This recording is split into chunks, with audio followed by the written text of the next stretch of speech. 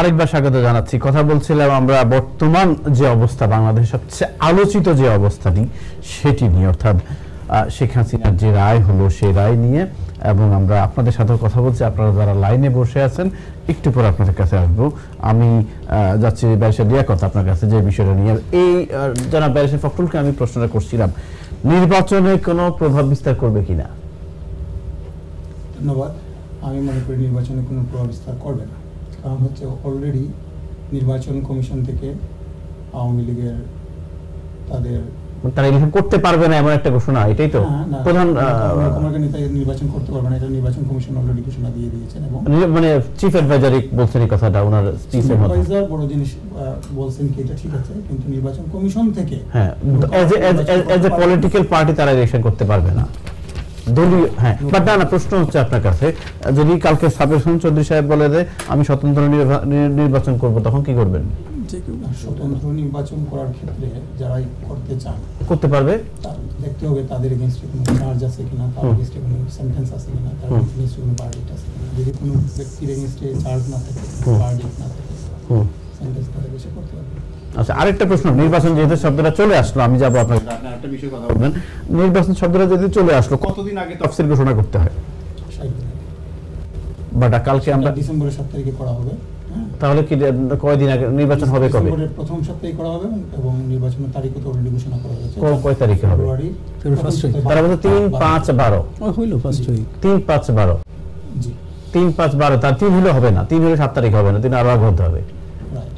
So হ্যাঁ, ডিসেম্বরের প্রথম থেকে কেন মানে জিনিসটা একটু হয়ে যাচ্ছে না, ক্লিয়ার কিছু পাচ্ছি না আমরা। পাবেন তফসিল ঘোষণা করলে তো পাবেন, প্রথম সপ্তাহে বা দ্বিতীয় সপ্তাহে তফসিল ঘোষণা হবে, এটা নির্বাচন কমিশন বলে দিয়েছে, এবং নির্বাচন হবে ফেব্রুয়ারির প্রথম সপ্তাহে। এবং এইটাই ওনার বর্ণনাও দিয়েছেন। এটা কেন? কারণ আপনারা জানেন আমাদের দলীয় আমাদের যে এটা ছিল যে নির্বাচনটা যেন ডিসেম্বরের মধ্যে হয়, এটা সেনাবাহিনী প্রধানে বলেছেন ডিসেম্বরের মধ্যে যেন নির্বাচন হয়। পরবর্তীতে ইন্টারিম গভর্নমেন্ট তারা বললেন যে নির্বাচনটা ফেব্রুয়ারিতে, এপ্রিলে হবে।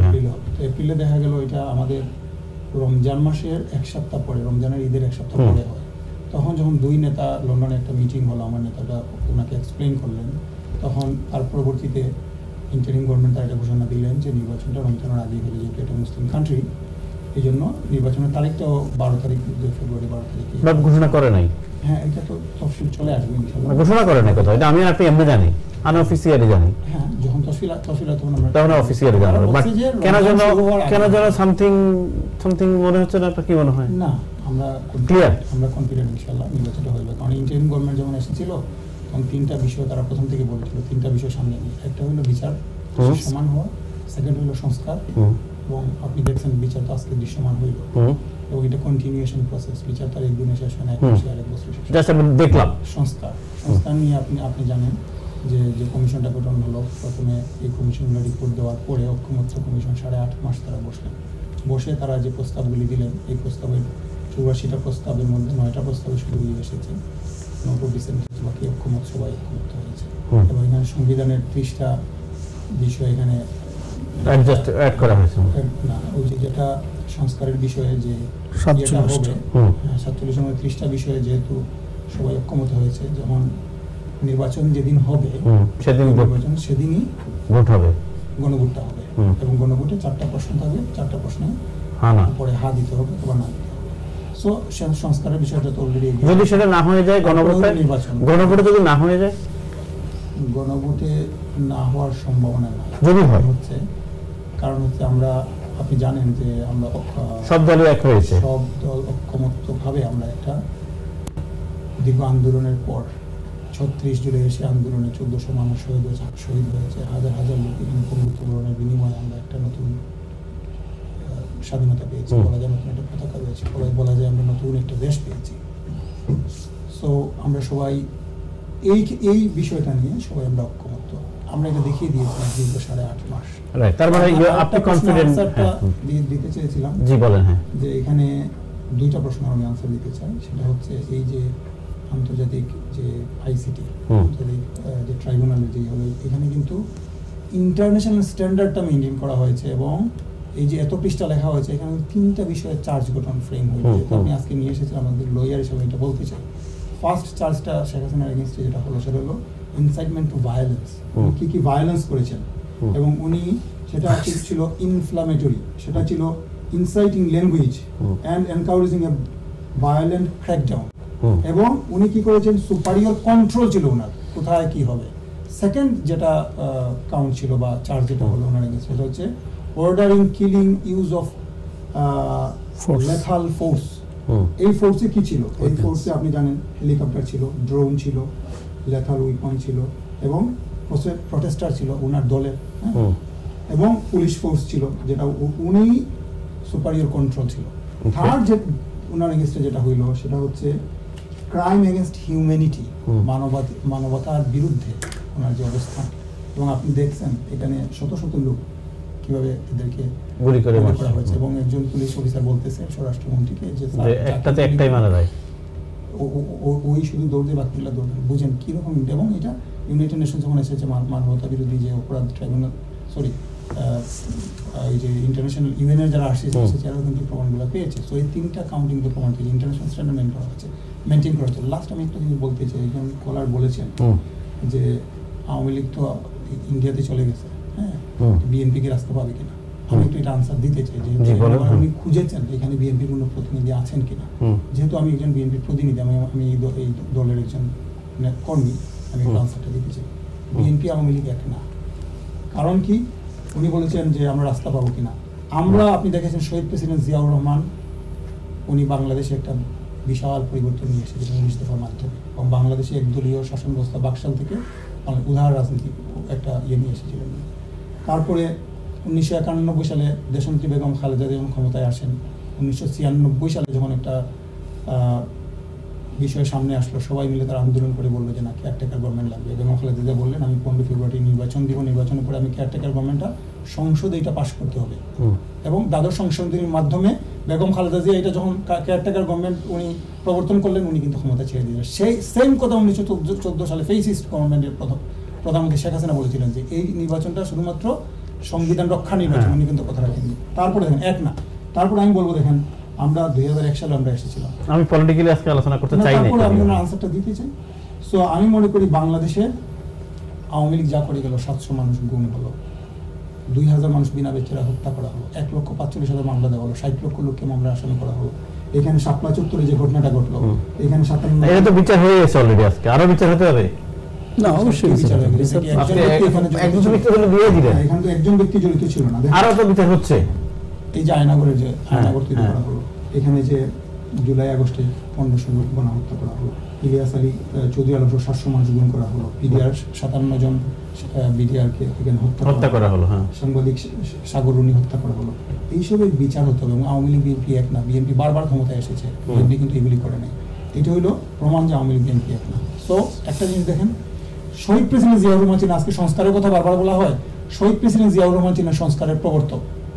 শুরু করেছিলেন 19 দফা দিয়ে, এবং আপনি জানেন 14th সংশোধনীর মাধ্যমে বাংলাদেশ আওয়ামী লীগ তারা বাকশাল কায়েম করেছিল, একদলীয় শাসন ব্যবস্থা। শহীদ প্রেসিডেন্ট জিয়াউর রহমান বহুদলীয় শাসন ব্যবস্থা, বহুদলীয় গণতন্ত্র দিয়েছে। এবং আপনি জানেন যে আওয়ামী লীগ তারা সংসদীয় শাসন ব্যবস্থা বাতিল করে একদলীয় শাসন ব্যবস্থা করেছে। আমরা জিনিসটা জানি। দেশনেত্রী বেগম খালেদা জিয়া 1991 সালে উনি দ্বাদশ সংশোধনীর মাধ্যমে বাংলাদেশে আবার সংসদীয় শাসন ব্যবস্থা নিয়ে এসেছিলেন। ধন্যবাদ আপনাকে। আমি লাস্ট এটা বলি, বেগম খালেদা জিয়া 1991 আওয়ামী লীগ 2014 সালে এসে, দাঁড়ান একটু বলি ভাই, 2014 সালে এসে আওয়ামী লীগ পঞ্চদশ সংশোধনের মাধ্যমে এই কেয়ারটেকার ব্যবস্থাটা বাতিল করে দিল। তো আমি বলি আওয়ামী লীগ বিএনপি এক না। যারা এটা বলবেন একটু ভেবে শুনে আপনারা বললেন। বাংলাদেশের ইতিহাস এই 17 বছরে যা হয়েছে, তাহলে একটা ছোট্ট প্রশ্ন করি, বিএনপি সরকার ক্ষমতায় আসলে কি আপনি মনে করেন শেখ হাসিনার রায় কার্যকর হবে? অবশ্যই হবে, এটা তো ট্রাইব্যুনালের গতিতে চলবে, আপনার আদালত গতি অবশ্যই চলবে। সো এটা তো কন্টিনিউয়াস প্রসেস। আচ্ছা গফফার সাহেব, আমি আপনার কাছে একটা বিষয় জানতে চাচ্ছিলাম, যে বিষয়টি হচ্ছে যে নির্বাচন আরো আগে তফসিল ঘোষণা করার কথা ছিল, এখনো করে নাই, যদিও তারা 90 দিন বা 60 দিন, ঠিক আছে। আপনি কি মনে করেন, এই জামাত ইসলাম কিন্তু এখন বলছে তাদের আন্দোলনের কথা, তারা কিন্তু এখন হ্যাপি না রিগার্ডিং আপনার এই যে ভোট একই দিনে হবে, নির্বাচনে কি কোনো প্রভাব বিস্তার করতে পারে আপনি মনে করেন? শুধুমাত্র যদি একদিনে গণভোট এবং সংসদ নির্বাচন সেটা হওয়ার জন্য যদি হয়, আমি মনে করি প্রভাব পড়বে সেই অর্থে যে আমি অন্য জায়গায়ও বলে আসছিলাম যে গণভোট এবং দুটা যেহেতু লম্বা একটা ব্যালট, আগে যে ভোট দিতে যে সময়টা লাগতো এবং অনেক বেশি সময় লাগবে, ফলে কষ্ট মিনিমাইজ হবে। কস্ট আসলে বাংলাদেশে একটা সিস্টেম দাঁড় করানোর জন্য এই যে কস্ট মিনিমাইজের কথা বলছে, আমি মনে করি যে উইথ ডিউ রেসপেক্ট এটার মধ্যে ভিতরে সততার অভাব আছে। কারণ বাংলাদেশ এমন একটা রাষ্ট্র যেখানে যে 15 বন্ধুবর ব্যারিস্টার লিয়াকত 15 ফেব্রুয়ারির ইলেকশনের কথা বললেন না, তো আগে ভাগে যদি চিন্তা করতেন তাহলে 15 ফেব্রুয়ারি ইলেকশন তো দরকার ছিল না, তাহলে কি ওনারা স্বীকার করবেন এটা একটা অপচয় ছিল? আচ্ছা, আমরা অপচয় ছিল। এবং এরকম ভাবে আপনি উদাহরণ দিলে দেখবেন শেখ হাসিনার সময়ও তো তারা কনস্টিটিউশনের দোহাই দিয়েছে, কিন্তু ইলেকশন এখনই ওই যে রিসেন্ট সাক্ষাৎকারে উনি বলছেন যে জনগণের পার্টিসিপেশন ছাড়া ইলেকশন হতে যাচ্ছে, সেইটা তাহলে এটা বৈধ হবে না। তাহলে তো ওনার নিজেরই মানে নিজের প্রতি নিজের প্রশাসন ফেরত আসছে প্রতিধ্বনি হয়ে। তো আগে যে 3টা ইলেকশন উনি করেছেন জনগণের পার্টিসিপেশন, মানে আপনি মনে করছেন যে ইলেকশনের কোনো প্রভাব? আমি মনে করি যে প্রভাব পড়বে এই হিসাবে যে মানুষের আন্ডারস্ট্যান্ডিং, যেটার যে ফোকাসটা ছিল জুলাইয়ের সনদের প্রতি যে সেপারেট ম্যান্ডেট দেওয়ার জন্য মানুষের এই চেঞ্জের প্রতি যে ফোকাসটা দরকার ছিল, ফোকাসটা কিছুটা হলেও এখানে ঘাটতি পড়বে একসাথে হওয়ার কারণে। এবং মানুষের স্বাভাবিকভাবে মানুষকে এটা জুলাই সনদের হ্যাঁ না ভোট এটা বোঝাবে কারা?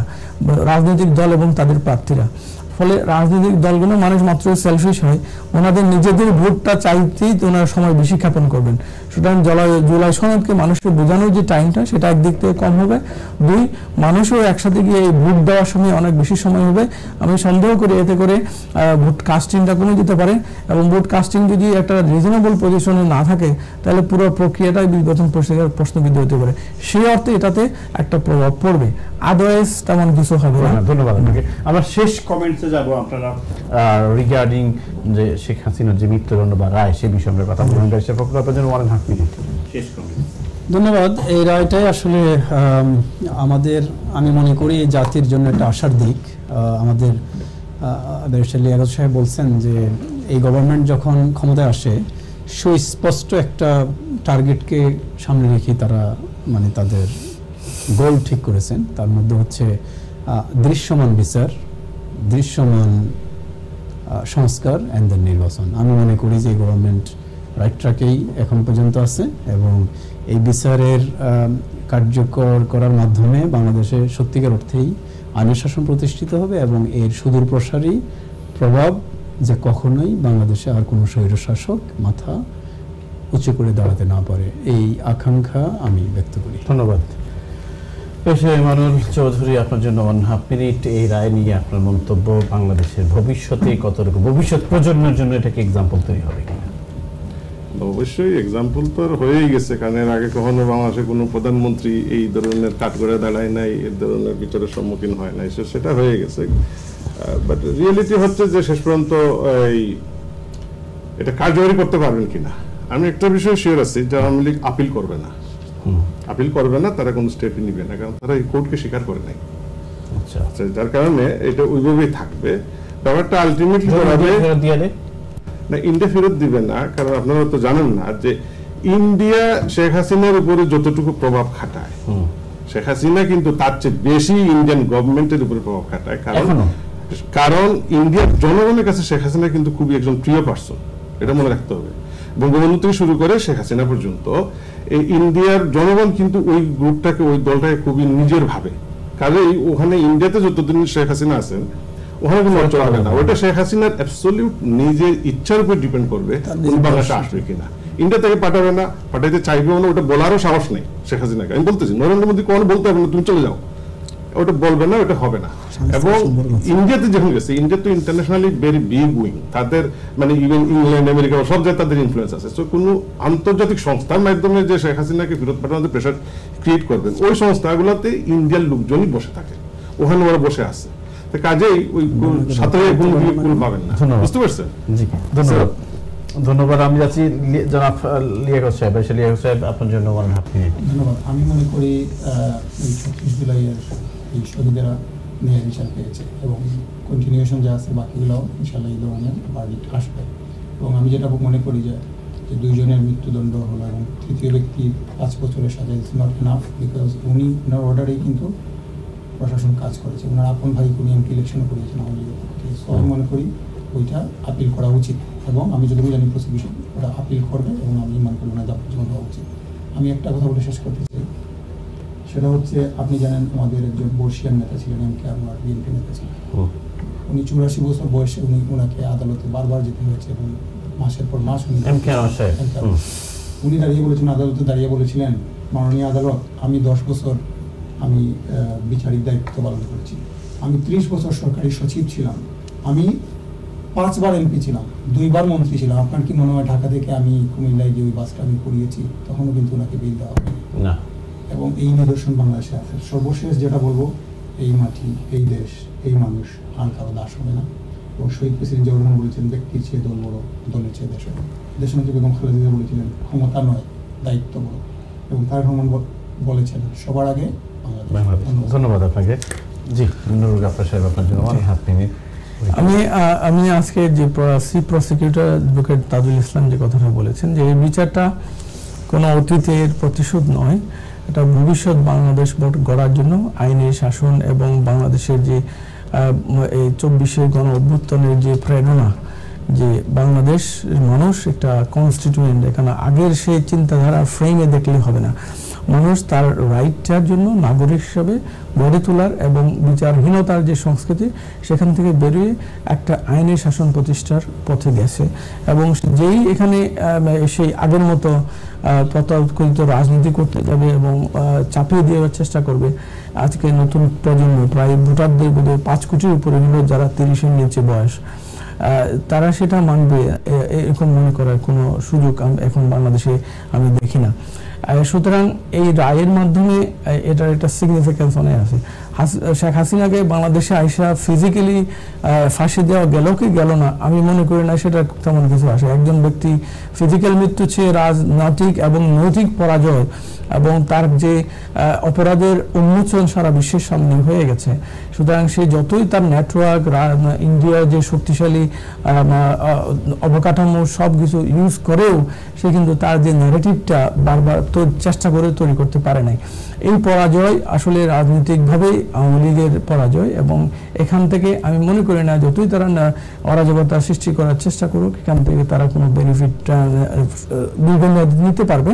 বাংলাদেশের জনগণ এখন যে রিবিল্ডিং এর, আপনি যেটা বলছিলেন, কোয়েশ্চেন করেছিলেন যে হা না ভোট যদি কোনো দল অভ্যুত্থানে নাও যদি জয়ী হয়, সেটাও হবে বাংলাদেশের মানুষের একটা স্বাধীন মতামতের প্রকাশের একটা বলিষ্ঠ একটা প্রকাশ। কেন সব রাজনৈতিক দল বলছে যে এইভাবে আমি সংস্কার করবো, জনগণ বলছে যে আমি চাই না, আমরা যেভাবে চাই সংস্কার সেভাবে করতে হবে।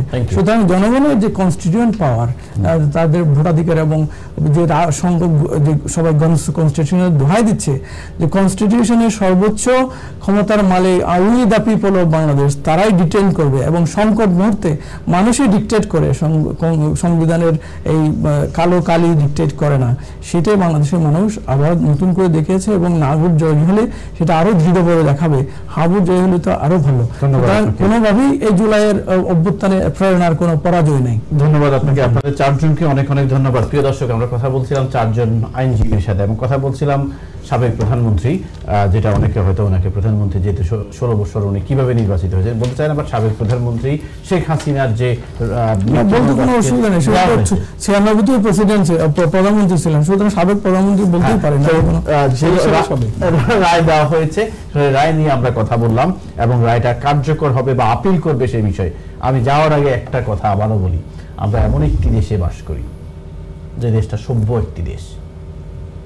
আজকে আমরা যেটি দেখলাম, যে কারণে হোক, আমি আবারও বলছি বাংলাদেশ সেন্টারের কথা, যে কারণে ঘটলো, আমাদের যিনি এখানকার হাই কমিশনার, উনাকে আমার লাঞ্ছনা করা কতটুকু যুক্তিযুক্ত, এই কোয়েশ্চেনটা আপনাদের কাছে। সেকেন্ড কোয়েশ্চেন, বাংলাদেশ সেন্টার গত 10 বছরে কি কি কাজ করছে একটু জানার চেষ্টা করবেন। থার্ড কোয়েশ্চেন, বাংলাদেশ সেন্টারের অফিস কোথায়? আমি অনেকেই জানেন না। ফোর্থ কোয়েশ্চেন, কেন এত ক্ষমতার ভাগাভাগি? এটাতে কি মধু আছে? বাংলাদেশের এমন কি মধু আছে যে হাই কমিশনারকেও আজকে অপমান করা হলো এবং কেউ ক্ষমতা ছাড়তে চায় না? যাই হোক, আমি আপনাদের সবাইকে অনেক অনেক ধন্যবাদ জানাচ্ছি আজকে সময় দেওয়ার জন্য। যারা কলে বসে আছেন, লাইনে বসে আছেন কথা বলার জন্য, দুঃখিত যে আপনাদের সবাইকে অ্যাকোমোডেট করতে পারিনি। আগামী অনুষ্ঠান দেখার আমন্ত্রণ জানিয়ে আজকের মতো আপনাদের সবার কাছ থেকে বিদায় নিচ্ছি। আল্লাহ হাফেজ।